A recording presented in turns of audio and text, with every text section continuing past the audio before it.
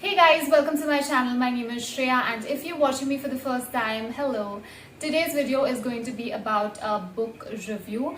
I think it's been quite some time since I've reviewed a book, so I thought today I would be reviewing a book which I've read recently. And if you want to get to know about the book that I'm referring to and what is the content in the book, do watch this video till the end. Well, the book I'm referring to is a bit scientific. You actually feel like you're sitting in some science class when you start reading this book, but it's not rocket science that you will not be able to understand it. You definitely need to concentrate while reading. It's not something that you read it very lightly and you get to know what's there in this book. Of course, you would be able to understand the language is pretty simple, but concentration is the key when you read this book, because you would be able to understand in a better way if you focus. And without me creating any further suspense, show the book that I'm referring to.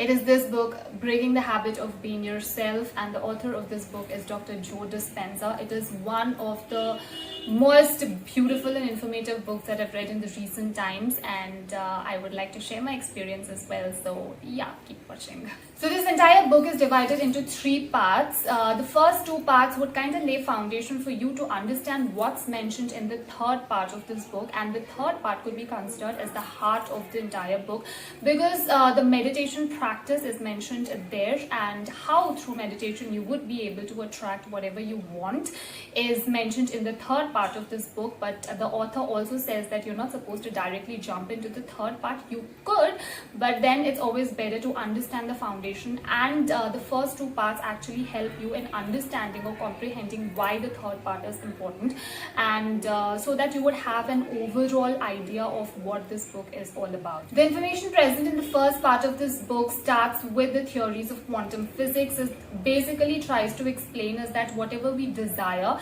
is actually existing in the universe. It just depends on the way we think and feel, and that is how we attract what we want. I'm going to refer to the chapters that are mentioned in part 1 so that you get to know the gist of what's mentioned in this book. So the first chapter talks about quantum you. As I said, you actually and exactly feel like you're sitting in a physics class, because it just makes you feel like that, but it's far more better than your physics classes, what I believe.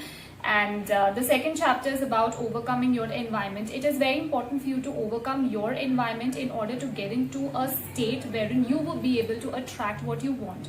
And the same applies to the third chapter, that is overcoming your body. The fourth chapter talks about overcoming time.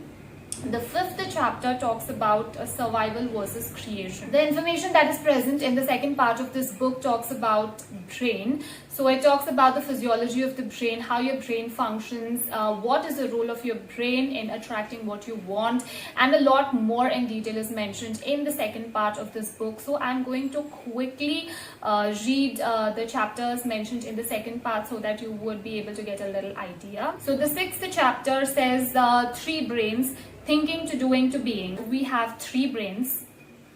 Technically we just have 1 brain, but our brain is kind of divided into 3 parts. So the first brain is called this neocortex, and this brain is responsible for thinking. The second brain is called as the limbic brain or the midbrain, and this brain is responsible for creating, maintaining and organizing different chemicals that are released in the brain.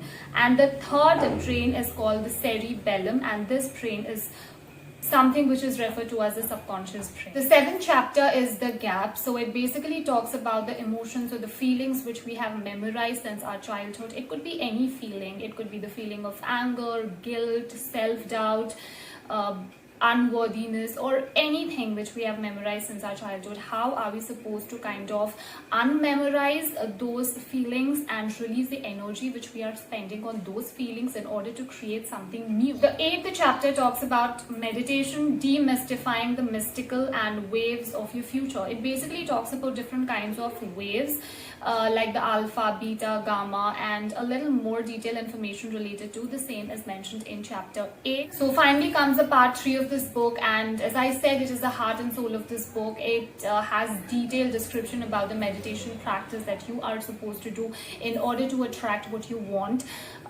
So you also have videos related to the same on YouTube. If you could type Joe Dispenza in the search bar, you would be able to see the related information. And if I'm not wrong, you also have a meditation audio which is there in the YouTube, so you could check that as well in case you're interested. And I hope you found it informative. I could say that this is one of the most amazing books that I've read in the recent times. I'm not even kidding you. You just flip any page of this book randomly and you could find a lot of information in it.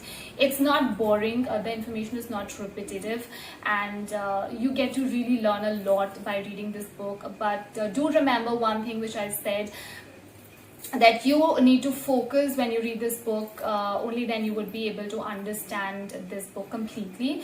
So that's all about the review. I hope you found it informative. In case you did, hit the like button, subscribe to the channel, mention your views regarding the same in the comment section below, and I will see you guys in my next video. Until then, you take care, let the glow be in, and keep glowing from inside out.